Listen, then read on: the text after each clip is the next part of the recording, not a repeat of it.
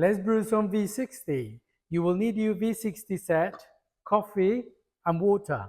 Our ratio for V60 is 1:15, so we will be using 20 grams of coffee and 300 ml of water. The total brewing time will be around 3 minutes. First, place the filter paper into your V60 and place it on your server. For V60, we are aiming to use a water temperature of around 94 to 96 Celsius. Just a little tip, if you don't have a thermometer, bring the water to a boil, wait 2 minutes, and the water will be at the right temperature.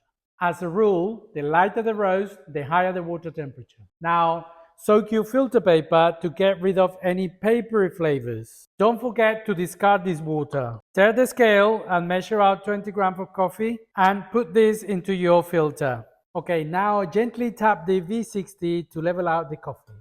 Next, stir the scale again. Take your kettle and put 100 ml of water at around 96 degrees over the ground coffee. Make sure all the coffee is wet for an even extraction. This is called the blooming stage. Now wait 30 seconds and watch as they bloom. Pour another 100 ml of water in a circular motion over your coffee. Wait another 30 seconds, then pour the last 100 ml of water over the coffee. Hold the V60 firmly in both hands and stir gently to ensure all the coffee grounds have come into contact with the water. Finally, allow the rest of the coffee to draw down into the server. Remove the V60, gently swirl the coffee, and serve. Enjoy.